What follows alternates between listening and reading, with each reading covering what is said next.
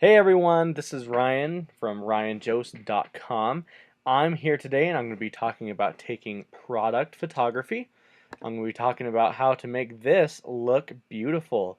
Alright, let's go ahead and get started. To get started, you will need a DSLR camera, a tripod, and a light box. You can see this. Here's the light box right here that I've been talking about. Once again, these can be purchased off of Amazon for like $20, so really worth it. They have multiple entrances. They have a large one here that I'm using. They have this nice little background back here where you can put your product against and it looks pretty sharp. This has a couple different entrances. Up here is a zipper. If you turn it on the side, you can shoot through there. It's really quite nice. Over here, I just have a nice big light.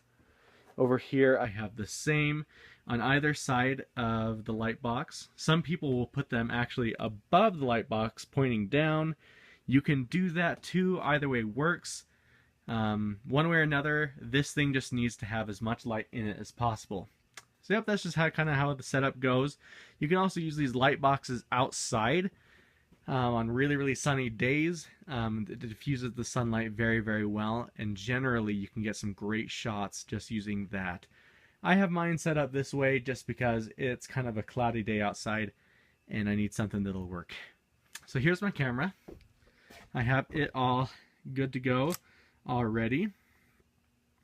Now what I'm going to recommend to you is that I am shooting right now in aperture priority mode, and I'm going to recommend that, now I already have it set here, but I'm going to recommend that you hold this little AV button right here that's located on the camera. I'm going to recommend that you turn it to about one level exposure higher than is typical. The reason you do that is just because it's going to let in a little bit more light. It's going to brighten everything up, make it look a little sharper. I'm also going to recommend, if you press one of the buttons right down here, can't really see that, apologize. You can kind of change like the different modes that it's on, like a single shot, continuous, self timer, 10 seconds or whatever it is. And then what I'm going to recommend though is that you do the self timer 2 seconds. And the reason I recommend doing that is just so that there's no like camera shake or anything like that that happens while you're taking the shot.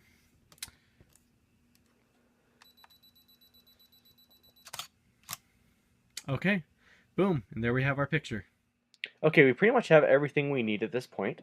I pulled up the images that I just took on my computer here. You can see they all look lovely, looking good. I took several in different exposures, some dark, some light, because you just never know exactly what you're going to need.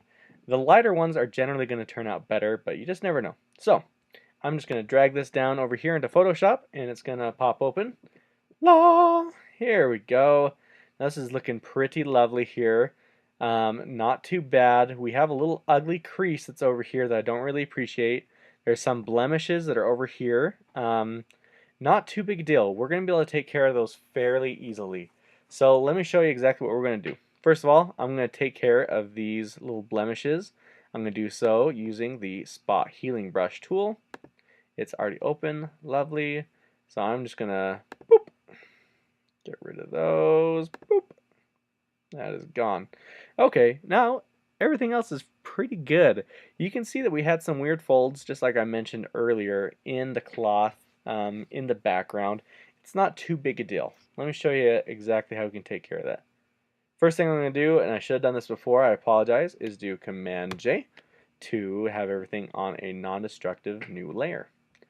Now the next thing I'm going to do is I am actually going to create a new levels adjustment layer. Now this is going to bring up this nice, I don't know exactly what to call this, histogram or something like that. And it kind of just says where your pixels are as far as colors and as far as brightness goes, I should say.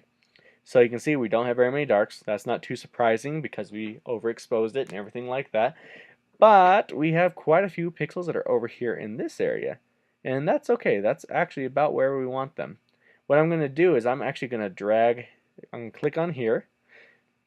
And I'm going to drag this over even a little bit more to make it a little brighter. Oh my goodness, look at that. Okay, So what this is going to do is you can kind of see here in the background, there were a couple weird folds and stuff like that that's back there. They're a little bit more difficult to see now. We have really gotten rid of a lot of those to a good extent. So I'm just going to kind of spot heal just a little bit around here. I'm not going to change too much because as far as Amazon is concerned, this is pretty much fine. This is pretty much where you want to be. So this isn't too bad at all. But just for neatness sake, I'm going to try to get rid of this a little bit, make it look a little cleaner.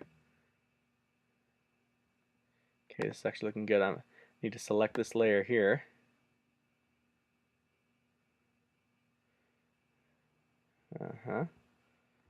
That's not too bad.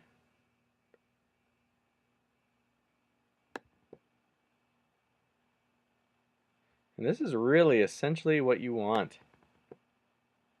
Once again, as far as Amazon is concerned, this is pretty much it.